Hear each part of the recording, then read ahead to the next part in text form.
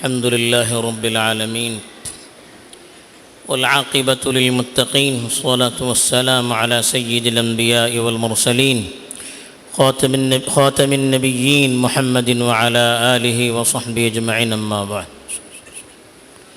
میرے دینی اور ایمانی بھائیوں، بزرگوں اور دوستوں، شریعت نے انسانی خواہشات اور جذبات کو مٹانے کے لیے نہیں کہا ہے، بلکہ صحیح رخ پر لگانے کے لیے کہا ہے۔ اسی لیے شادی کی صحیح طریقے پر اجازت دی۔ اب اس میں انسان محبت کے ساتھ، خود اعتمادی کے ساتھ، ایک دوسرے پر بھروسہ کر کے زندگی گزار سکے، تو اس کے لیے شریعت نے کہا جو جوڑا منتخب کیا جائے وہ جوڑا بھی بہتر سے بہتر ہو، اس لیے کہ جوڑا اچھا ہوگا اس کے اثرات بھی پورے خاندان پر اچھے مرتب ہوں گے۔ اگر جوڑے کے انتخاب میں غلطی ہو گئی تو زندگی بھر آدمی اس کو جھیلتا رہے گا، اس کے برے اثرات نہ صرف خاندان پر بلکہ اگلی نسل پر بھی پڑنے کا امکان ہے۔ اس لیے شریعت نے اس باب میں بھی پوری طرح سے رہبری کی ہے۔ حدیث میں اللہ کے رسول صلی اللہ علیہ وسلم نے ارشاد فرمایا تنکح المرأة لأربع لمالها ولحسبها ولجمالها ولدينها فاظفر بذات الدين تربت يداك۔ ایک حدیث میں اللہ کے رسول صلی اللہ علیہ وسلم نے 4 چیزیں بیان کی۔ عام طور پر لوگوں میں رواج جو تھا اس کو سامنے رکھ کر اللہ کے رسول صلی اللہ علیہ وسلم نے بتایا، اور آج بھی انسانی مزاج میں انہی چیزوں کو تلاش کرنے کا مزاج ہے۔ انہی چیزوں کو انسان تلاش کرتا ہے، یا تو وہ دیکھتا ہے جس جوڑے کو تلاش کرنا ہے اس میں مال و دولت کی ان کے یہاں فراوانی ہو، اس کو انسان مقدم رکھتا ہے، یا کبھی خاندان کو دیکھتا ہے، اچھے خاندان کا جوڑا ہو، اچھے خاندان کی لڑکی ہو، اچھے خاندان کا لڑکا ہو، یا کبھی خوبصورتی کو دیکھتا ہے یا دین کو دیکھتا ہے۔ یہ 4 چیزیں عام طور پر ماحول میں دیکھی جاتی ہے۔ شریعت نے روکا نہیں، انسانی فطرت ہے، لیکن شریعت میں کس چیز کو ترجیح دی گئی ہے، شریعت نے کس چیز کو منتخب کرنے کے لیے کہا، چوائس کرنے کے لیے کہا۔ شریعت نے کہا کہ فاظفر بذات الدین، آپ دیندار کو اختیار کیجئے۔ اگر ان 4 میں آپ کو اختیار دیا جائے تو آپ دین کو مقدم رکھیے، اس سے آپ کی زندگی خوشگوار ہوگی۔ اس لیے کہ خوبصورتی یہ ہمیشہ رہنے والی چیز نہیں ہے، وقتی ہے۔ وقت گزرتا جائے گا، بڑھاپا طاری ہوگا، خوبصورتی ختم ہو جائے گی، کوئی بیماری لاحق ہو گئی، خوبصورتی ختم ہو سکتی ہے۔ مال ہے یہ ہمیشہ رہنے والی چیز نہیں ہے، یہ تو ہاتھوں کا دھول ہے، یہ تو سائے کی طرح ہے، آج اس کے پاس ہے کل اس کے پاس ہے۔ تو یہ مال بھی کوئی بھروسہ مند چیز نہیں ہے، اس پر اگر مال کی وجہ سے آپ نے شادی کی، مال ختم ہو گیا، پھر یہ رشتہ مضبوطی کے ساتھ قائم نہیں رہ سکتا۔ البتہ رشتہ داری خاندان کو دیکھنا چاہیے کہ خاندان اگر اچھا ہو تو خاندان کے اچھے اثرات بھی جوڑے کے اندر ظاہر ہوں گے ضرور۔ اچھی مٹی سے اچھی چیز اگتی ہے، اچھے خاندان میں اچھی خصوصیات پروان چڑھتی ہے، تو اس لیے خاندان کو ترجیح دینا چاہیے، لیکن اس میں بھی خاص طور پر دینداری کو ترجیح دینی چاہیے، اس لیے کہ دین ایسی چیز ہے جو وقت کے ساتھ دینداری بڑھتی چلی جاتی ہے، دینداری باقی رہنے والی چیز ہے۔ دینداری انسان کو اللہ کے تابع رہ کر زندگی گزارنے پر مجبور کرتی ہے، دینداری انسان کو ایک دوسرے کی حق تلفی سے محفوظ رکھتی ہے، پھر انسان اپنے حقوق کو ادا کرنے کی فکر کرے گا۔ شوہر دیندار ہے تو وہ اپنے حقوق کی ادائیگی کی فکر کرے گا، عورت دیندار ہے وہ اپنے شوہر کے حقوق کی ادائیگی کی فکر کرے گی۔ تو دینداری سے گھرانے پر بھی اچھے اثرات مرتب ہوں گے، پھر اولاد جو ہوگی اس کی بھی صحیح تربیت ہوگی، حرام سے وہ اپنی اولاد کو بھی بچائیں گے، خود بھی بچائیں گے۔ اسی لیے حضرت علی ایک حدیث ہے، اللہ کے رسول صلی اللہ علیہ وسلم نے ارشاد فرمایا، اذا خطب احدکم من ترضون دینہ وخلقہ فزوجوہ الا تفعلوہ تکن فتنة فی الارض وفساد عریض، او کما قال صلی اللہ علیہ وسلم۔ کہا کہ جب کوئی دیندار شخص تمہارے پاس پیغام بھیجے، یعنی تمہاری لڑکی کے لیے کوئی دیندار شخص پیغام بھیجے جس کے دین سے بھی آپ خوش ہیں، جس کی دینداری پر آپ مطمئن ہیں، جس کے اخلاق آپ کو پسند ہیں، تو آپ ان سے شادی کروا دیجئے۔ اگر ایسا نہیں کریں گے تو زمین میں فتنہ برپا ہوگا اور فساد مچ جائے گا۔ یعنی اگر آپ نے دیندار سے شادی نہیں کی، دوسری کسی اور چیز کے لیے شادی میں تاخیر کرنی شروع کر دی، پھر وقت پر شادی نہ ہونے کی وجہ سے معاشرے میں بہت سارے برے اثرات پروان چڑھ سکتے ہیں۔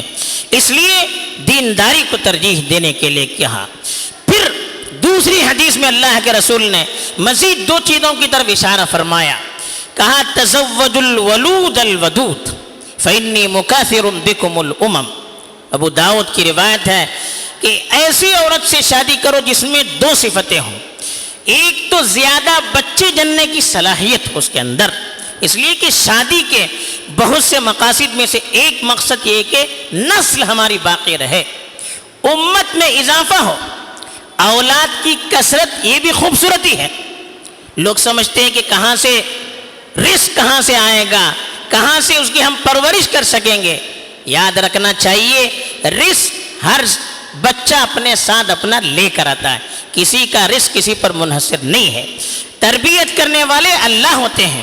جب اللہ تعالیٰ چیز دیتے ہیں اس کو کیسے نبھانا چاہیے، کیسے اس کو پروان چڑھانا چاہیے، اس کی صلاحیت بھی اللہ دیتے ہیں۔ یہ الگ بات ہے کہ ہم اس چیز کو صحیح استعمال نہیں کرتے ہیں، اس کی وجہ سے بعض مرتبہ معاشرے میں بعض برائیاں پروان چڑھتی ہے۔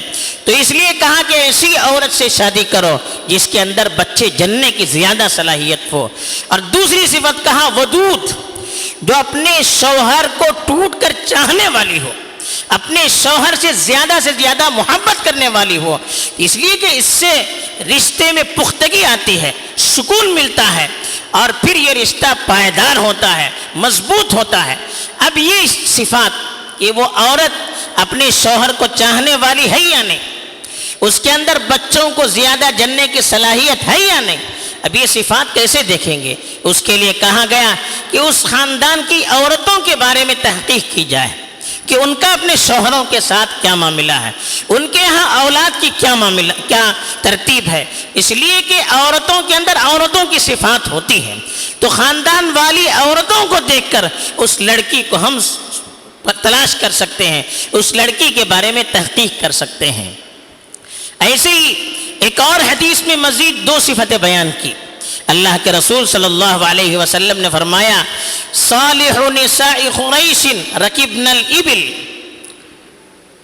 احناہ علی ولد فی صغرہ وارعاہ علی زوج فی ذات یدہ۔ کہا کہ بہترین عورتیں جو یعنی سوار ہونے والی عورتوں میں بہترین عورتیں، مطلب کہ ہر عورت سوار ہوتی ہے، دنیا کی عورتوں میں بہترین عورتیں کہا کہ قریش کی نیک عورتیں ہیں۔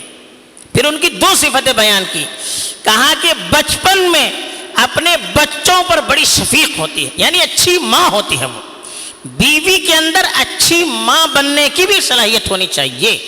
اگر بیوی بچوں کی صحیح تربیت نہ کر سکے، ماں بچوں کو صحیح پیار نہ دے سکے، پھر وہ گھرانہ خوشحال نہیں رہ سکتا، اس کے اندر سکون اور اطمینان نہیں رہ سکتا۔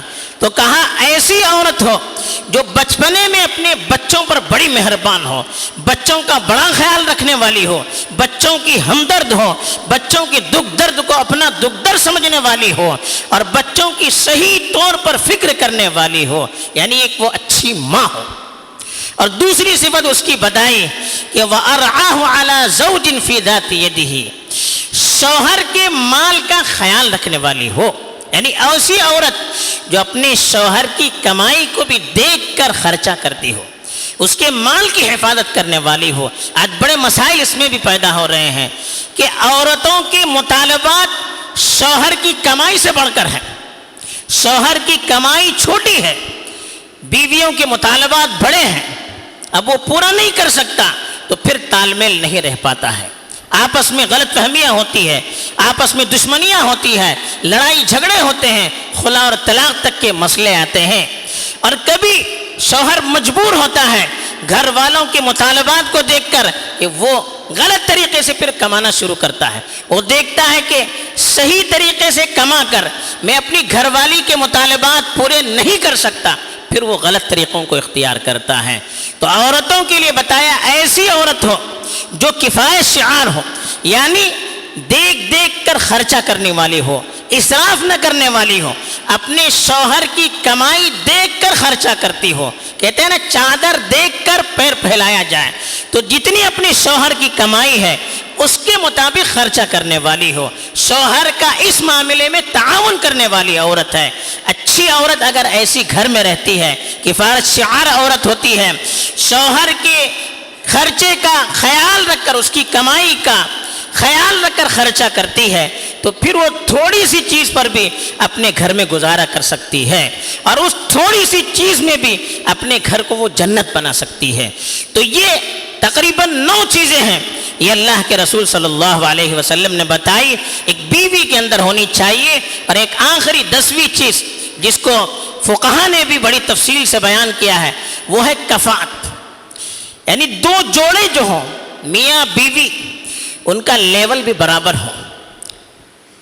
اگر آپس میں رشتہ مل کر آنا ہے تو دونوں کا ایک ہی معاشرے میں ایک ہی لیول کے ہوں، وہ ایسا نہیں کہ مالدار بہت زیادہ عورت ہے، شوہر بہت فٹیچر ہے، ان نباہ نہیں ہو سکتا۔ عورت بڑے خاندان والی ہے، شوہر بالکل چھوٹے خاندان والا ہے، یعنی معیار کے اعتبار سے، سطح کے اعتبار سے چل نہیں سکتی۔ پیشے الگ ہیں، عورت ہے جو بڑی تاجر کی لڑکی ہے اور لڑکا بیچارہ دوسرا کوئی ایسا کام کرنے والا ہے جو ان کے ہاں نبتا نہیں ہے، ہو نہیں سکتا۔ رسم و رواج دونوں کے الگ ہوں، لڑکی اور لڑکے والے کے، تو یہ رشتہ چل نہیں پاتا ہے۔ اس کو کفاءت کہتے ہیں، یعنی برابری۔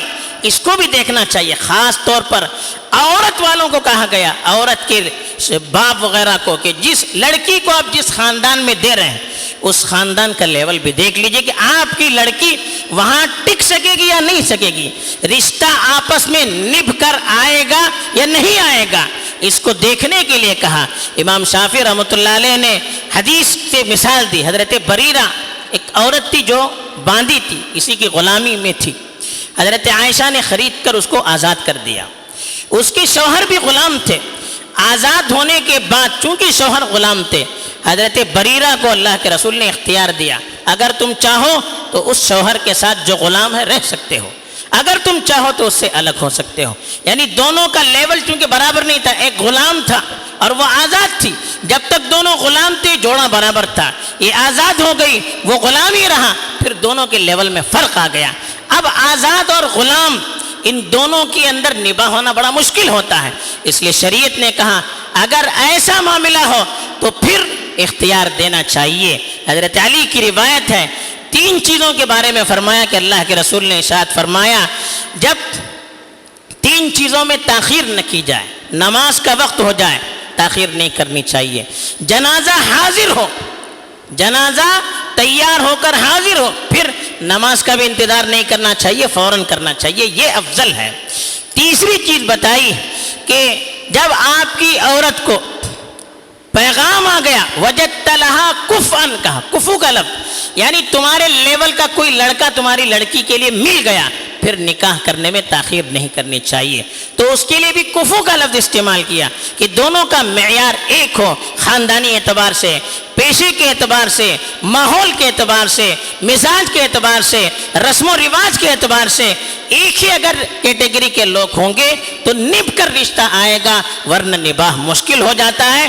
تو یہ 10 چیزیں تھیں جو اللہ کے رسول کے حوالے سے علماء نے بیان کی ہے کہ دونوں جوڑوں کے اندر کیا کیا صفات ہونی چاہیے، اس کا اگر ہم خیال رکھیں گے اور اپنی شہوت اور خواہشات کے مقابلے میں شریعت کو مقدم رکھ کر ہم آگے بڑھیں گے، پھر دنیا ہی میں زندگی جنت بنے گی، دنیا میں زندگی جنت بنے گی، راحت اور سکون کا سبب بنے گی۔ اللہ تعالیٰ توفیق دے، آمین۔ وآخر دعوانا ان الحمد للہ رب العالمین۔